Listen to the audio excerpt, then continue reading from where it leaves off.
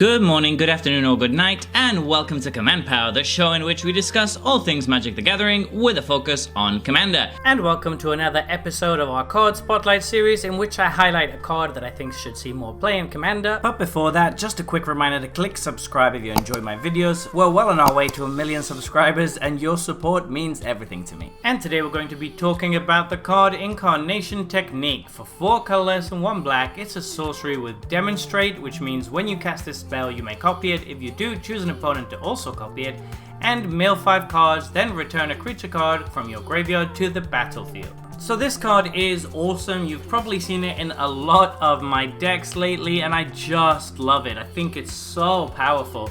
Very, very strong card, but surprisingly, it is only in 1% of all black decks. And I think that's largely because it comes with a quote-unquote downside that people are pretty scared of. So let me quickly point out why this card is much better than you might think, and why the downside isn't really that awful. I've played this card about 100 times, and I've maybe got burned by it once or twice. There have been situations where I've milled 5 cards, there have been no creatures in there, I've milled another 5 and there's been 1 creature that I can reanimate, and my opponents have got something good off of this. But most of the time you're gonna end up massively ahead because you're getting 2 things and your opponents are getting only 1. You're obviously going to choose the opponent with nothing in the graveyard, or the opponent who's playing a deck that probably won't have that many creatures, something like a Spellslinger deck for example. So there are ways to mitigate this so that it doesn't work that well for your opponents and it works much better for you. But beyond that, why is this card good? Well, it gives you reanimation that can work without having anything in a graveyard. Lately, when I play decks that have a bunch of reanimation cards or cards that steal stuff from graveyard, I'm often presented with a situation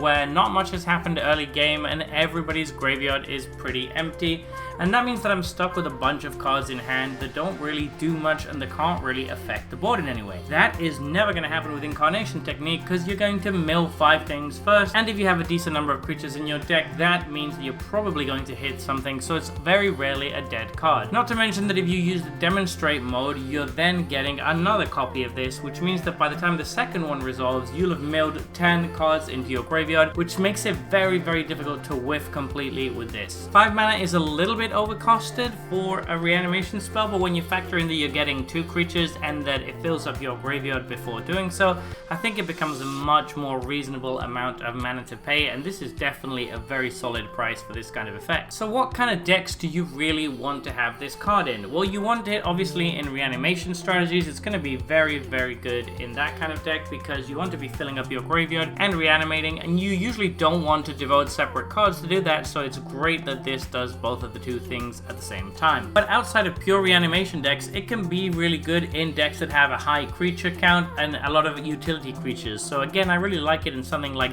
Henzi Toolbox Torre because you get to fill up your graveyard and you have a lot of cards that care about the graveyard in Henzi, even though it's not a dedicated reanimation deck. Plus, because creatures are generally going to the graveyard with Henzi anyway, you should already have some juicy targets to start off with. So that's another situation in which this card is good, in a deck where you're already filling up your graveyard anyway and are going to have a bunch of nice targets, in which case you're just paying 5 mana to reanimate 2 huge creatures, which seems very good. It's honestly quite surprising to me how many decks I've ended up putting this into, because suddenly I realized that it has a lot more synergy than I originally intended with that deck. It's a card that really never disappoints me and I'm always excited to play it for 5 mana, and I definitely think you should give it a try if you haven't yet. So there you have it. Those have been my thoughts on this new spoiler. What do you think about this card? Please let me know in the comment section below. I read all comments and respond to all of them too. And if you enjoyed this video, don't forget to click like or subscribe. It really helps the channel, and until next time, take care. Woo!